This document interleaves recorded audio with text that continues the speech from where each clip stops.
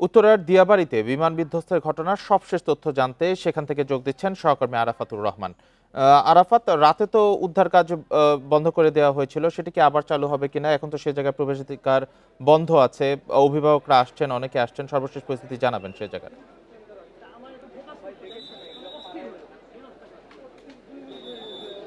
আচ্ছা, উদ্ধার তৎপরতা আপনি জানেন যে রাতে ফায়ার সার্ভিস এবং সিভিল ডিফেন্সের পক্ষ থেকে আনুষ্ঠানিকভাবে উদ্ধার তৎপরতা শেষ, এই বিষয়টা জানিয়েছেন।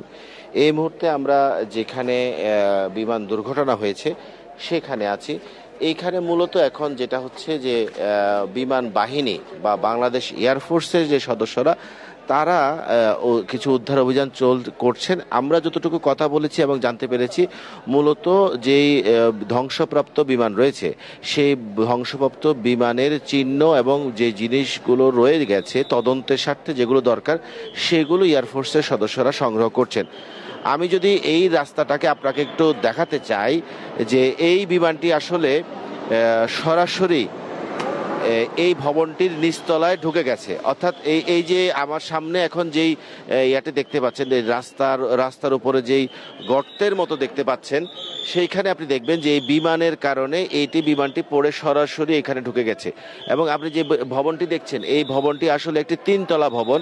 অর্থাৎ এইখানে যে নিচতলাটা আসলে দেখা যাচ্ছে না, কারণ এইখানকার সিনিয়র শিক্ষকরা বলছেন যে এইখানে প্রথম দিকে এই ভবনটি 3 তলা ছিল, কিন্তু পরবর্তীতে বালি ভরাট করার কারণে এই ভবনটি 2 তলা দেখা যায়। অর্থাৎ নিচতলা এখন যেটা আন্ডারগ্রাউন্ড রয়েছে এটিতে আসলে ক্লাস হয় না।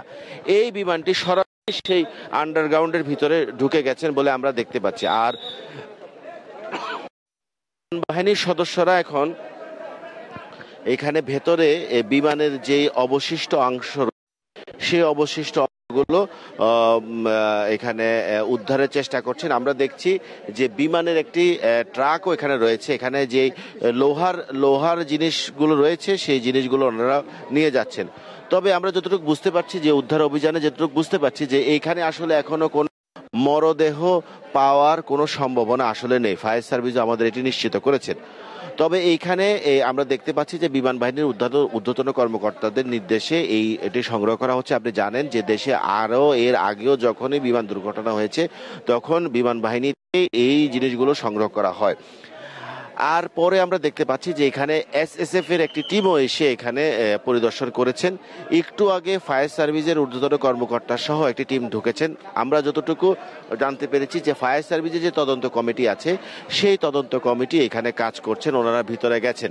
আমরা ফায়ার সার্ভিসের টিমগুলোকে দেখতে পাচ্ছি যে এইখানে যেই ভবনগুলো স্কুল রুমগুলো আছে সেই স্কুল রুমগুলোতে ওনারা আসছেন।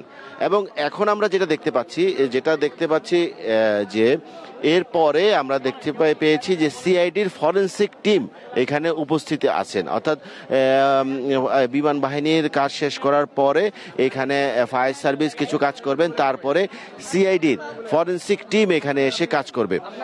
তো আমরা এখনো এখানে যতটুকু দেখেছি যে এখানে যারা অভিভাবক রয়েছেন, স্বজন হারিয়েছেন, তাদের একটি ভিড় আমরা দেখতে পাচ্ছি। কারণ অনেককেই এখানে পাওয়া যাচ্ছে না, অনেকেই আছেন। আবার কিছু উৎসুক মানুষ আছেন যারা এখানে আসলে ভিডিও করতে এসছেন বা এই স্মৃতি সংগ্রহ করতে এসছেন।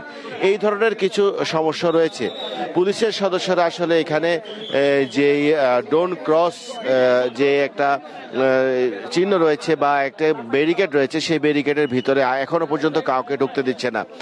আরেকটি বিষয় আমরা এখানে দেখতে পেয়েছি যে এই বিমানটি যখন এখানে পড়ে তখন এই ভবনটি যেটি ছিল এই ভবনটির যে কলাম সেই কলামটি আসলে কিন্তু ভেঙে গেছে এবং সেই কারণে এই ভবনটির এই অংশটি ঝুঁকিপূর্ণ রয়েছে। এখানকার আমরা মোটামুটি 4 জন লোকের সাথে আনুষ্ঠানিকভাবে কথা বলতে পেরেছি। এখানে ছিলেন একজন সিকিউরিটি গার্ড, এখানে ছিলেন একজন শিক্ষক, একজন অভিভাবক এবং একজন ক্যান্টিনের যে সদস্য রয়েছে তাদের সাথে আমরা কথা বলতে পেরেছি। ওনাদের বক্তব্য হচ্ছে যে এই ভবনটি আসলে ক্লাস 8 পর্যন্ত পড়ালেখা করা হতো, ইংলিশ ভার্সন এই 2টা তালাতেই। সেখানে এই 1টার সময় আসলে ক্লাসটি শেষ হয়ে যায়। দেওয়ার পরে বেশিরভাগ স্টুডেন্টই পাশে ক্যান্টিনের যেই ফুচকার দোকান রয়েছে সেই দোকানের সামনে উপস্থিত ছিলেন এবং সেই কারণে ওইখান থেকে ওনারা বেশিরভাগ বাচ্চাই ওখানে ছিলেন এবং বেশিরভাগ বাচ্চারই বয়স এখানে আসলে ক্লাস 8 হলে যতটুকু হয় 8 হবে। তবে যেই ভবনটিতে বা যেই রুমটিতে রুমটির নিচে বিমানটি আঘাত করেছে সেই রুমটিতে আমরা যতটুকু দেখতে পেরেছি যে ওইখানে বলছে যে এখানে ক্লাসরুমের শেষে অভিভাবকরা হয়তো বাচ্চাদের নিতে এসেছিলেন। আর এখন এখানে আশেপাশের যে ভবনগুলো রয়েছে, আশেপাশে রুমগুলো রয়েছে, এই রুমগুলোতে আমরা যেটা দেখছি, যেখানে রুম দেখছি সেখানে ক্লাসরুমে যেরকম মানে চেয়ার টেবিল বেঞ্চি থাকার কথা সেরকম চেয়ার টেবিল বেঞ্চি রয়ে গেছে এবং ক্লাসরুমের সামনের যে দেয়াল, সেই দেয়ালটা আমরা দেখতে পাচ্ছি যে আগুনে পোড়া এবং আগুনের যে অর্থাৎ তেলের আগুনে পোড়া যেরকম একটি কালো ছাপ পড়ে। বিভিন্ন সময় আমরা বিভিন্ন আগুনে দেখেছি তেলে আগুনে যেরকম ছাপ পড়ে ঠিক ওই রকম ছাপ পড়ে আছে। আমরা যতটুকু এখানে জেনেছি এখানে স্কুল ডিভিশনের আসলে বেশিরভাগ অর্থাৎ এখানে তো প্রাইমারি স্কুল ডিভিশনের যে বেশিরভাগ শিক্ষকরা ছিলেন তারা আসলে এখনো কাউকে এখানে বেশি পাওয়া যায়নি, একজনকেই পাওয়া গেছে। তাদের বেশিরভাগই হচ্ছে ছাত্রছাত্রীদের খোঁজ নিতে বিভিন্ন হাসপাতালে গেছেন, কেউ আবার হচ্ছে নিজেরাও অসুস্থ আছেন। এবং এইখানে আমরা যতটুকু দেখেছি যে এই ভবনটি যে রুমটি ছিল এটি আসলে মেইন যে এন্ট্রেন্স, এই ভবনের মিডল এন্ট্রেন্স, এই মিডল এন্ট্রেন্সের পাশে আমরা যতটুকু খবর পেয়েছি যে এর পাশে এখানকার যে এই সেকশনের যে প্রিন্সিপাল ছিলেন বা অধ্যক্ষ ছিলেন উনি এখানে পাশের রুমটাতেই বসতেন, অর্থাৎ লাল যে সিঁড়িটা রয়েছে সিঁড়িটার পাশের রুমটাতে উনি বসতেন এবং এর পাশে যেটি মূল যে দুটি রুম ধ্বংসপ্রাপ্ত হয়েছে এই ধ্বংসপ্রাপ্ত রুমগুলোতে আসলে এখানকার যে স্টুডেন্টরা ছিল স্কুল পরবর্তী সময় এখানে থাকতেন। অভিভাবকরা আসলে এই অভিভাবকরা এখান থেকে বাচ্চাদের নিয়ে যেতেন এবং সেই কারণে আমরা বা এখানকার যারা আছেন তারা সন্দেহ করছেন যে এই দুটি রুমে মূলত ছাত্রছাত্রী বা শিক্ষার্থীদের পাশাপাশি অভিভাবকরাও থাকতে পারেন, কারণ এইখানে অভিভাবকরা একটার পরবর্তী সময় এখানে ছাত্রছাত্রীদের রিসিভ করার জন্য এই রুমটা বা এই আশপাশের জায়গাটাতে অপেক্ষা করতেন। এবং আপনি যদি ঢাকা মেডিকেল কলেজ হাসপাতালের মরদেহের যেই ডাটা, সেই ডাটা যদি দেখেন বেশিরভাগ স্টুডেন্ট হওয়ার পরেও একজন বলা হচ্ছে পূর্ণবয়স্ক। তো বোঝাই যাচ্ছে যে এখানে শুধু যে স্টুডেন্ট মারা যাবে তাও না, এখানে অভিভাবক থাকতে পারেন। আর লোকেশনে আমরা দেখতে পাচ্ছি বিভিন্ন তৎপরতা দেখতে পাচ্ছি বাহিনীর। আরেকটি বিষয় যেটা জানাবেন যে মাইলস্টোন কলেজের শিক্ষার্থীরা বিক্ষোভ করেছিলেন, ভোররাত পর্যন্ত তারা বিক্ষোভ করছিলেন, তারা 6 দফা দাবি জানিয়েছেন, তারা কি এখন আছেন?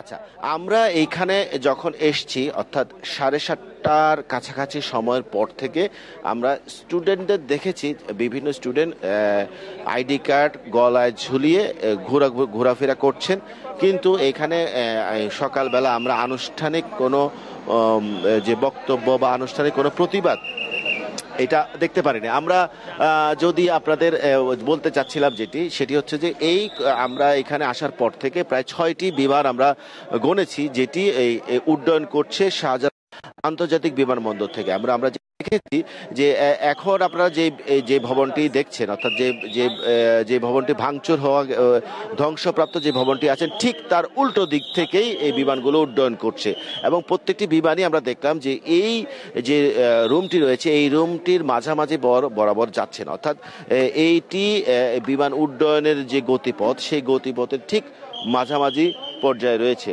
যেহেতু এখানে আরেকটি বড় ভবন রয়েছে, ভবনের পাশে এইটি 2তলা ভবনটির মাঝামাঝি বরাবর যে কমার্শিয়াল ফ্লাইটগুলো যেগুলো আছে সেই ফ্লাইটগুলো উড্ডয়ন করে এবং এই ফ্লাইটগুলো এই দিক দিয়েই যায়।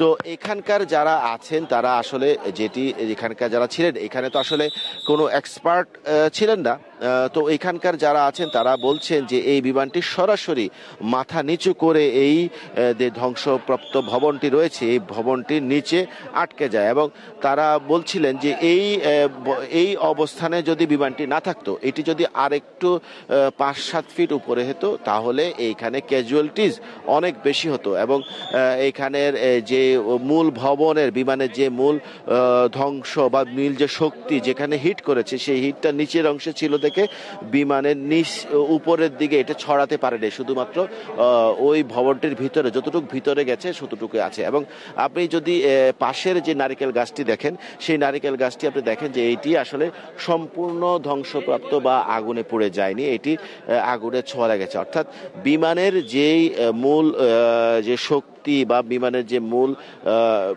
ভেলোসিটি সেটি পুরোটি ওই ভবনের নিচতলায় চলে গেছে। এবং আপনাকে আগেই বলছিলাম যে এটি 3 তলা ভবন ছিল এক সময়, এটি আশেপাশে যখন মাটি ভরাট করা হয় এই ভবনটি নিচে চলে গেছে, সেই কারণে কলেজ বা স্কুল কর্তৃপক্ষ নিচতলায় কোনো ক্লাস করতেন না, এটি আসলে অ্যাবান্ডেন্ড অবস্থায় ছিল, অর্থাৎ যদি বলতে হয় যে 2 তলা বিল্ডিং নিচতলাটি আসলে গ্যারেজের মতোই ছিল, আর বিমানটি সরাসরি এই গ্যারেজের যেই অংশটি রয়েছে সেই অংশটিতে ঢুকে গেছে।